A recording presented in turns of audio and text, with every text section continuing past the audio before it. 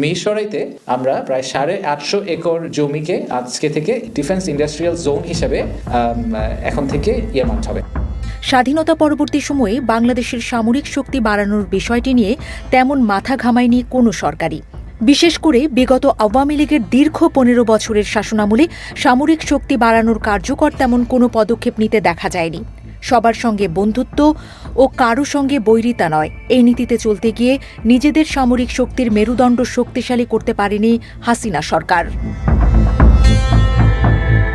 অভিযোগ রয়েছে, নয়াদিল্লির স্ক্রিপ্টে দেশ চালানোর কারণেই সামরিক শক্তিকে সবসময় উপেক্ষিত রেখেছে বিগত সরকার।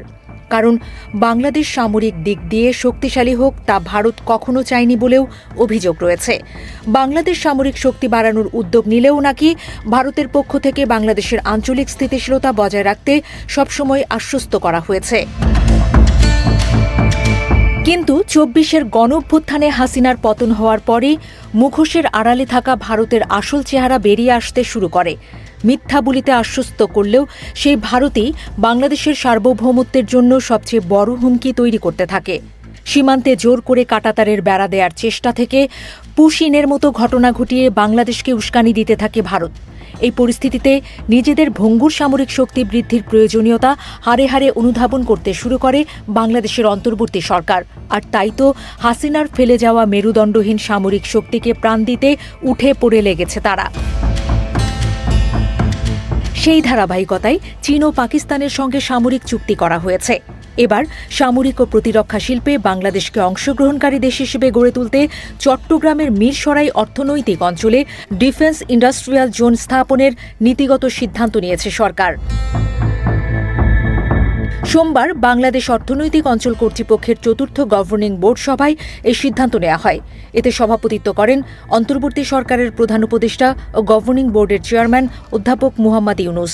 পরে বিকেলে রাজধানীর বেইলি রোডের ফরেন সার্ভিস একাডেমিতে আয়োজিত সংবাদ সম্মেলনে এসব তথ্য জানান বেজার নির্বাহী চেয়ারম্যান আশিক চৌধুরী।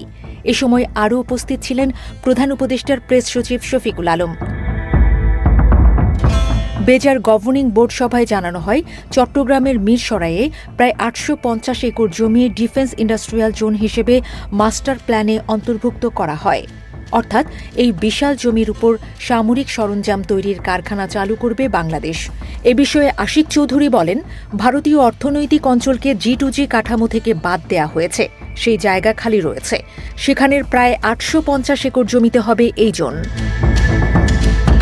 সামরিক অস্ত্র উৎপাদনে অর্থনৈতিক অঞ্চল স্থাপনের যৌক্তিকতা নিয়ে বেজার নির্বাহী চেয়ারম্যান জানান, বিষয়টি নিয়ে অনেক দিন ধরে আলাপ আলোচনা করেছেন তারা।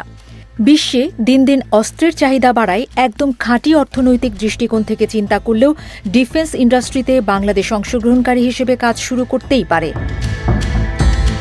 এই ডিফেন্স ইন্ডাস্ট্রিয়াল জোনে প্রাথমিকভাবে গোলাবারুদ, যন্ত্রাংশ ও অন্যান্য সামরিক উপকরণ উৎপাদনের সম্ভাবনা যাচাই করা হবে বলে জানান তিনি।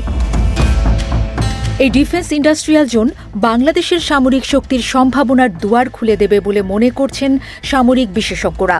তাদের মতে, একদিকে বিদেশে অস্ত্র সরঞ্জাম বিক্রি করে আর্থিকভাবে বেশ লাভবান হবে বাংলাদেশ, আরেকদিকে নিজ দেশেই সমরাস্ত্র বিষয়ক কারখানা থাকায় সামরিক শক্তি বাড়ানোর আরও সুযোগ তৈরি হবে। আর তখন প্রতিবেশী দেশগুলো বাংলাদেশকে সমীহ করতে বাধ্য হবে বলেও মনে করছেন তারা।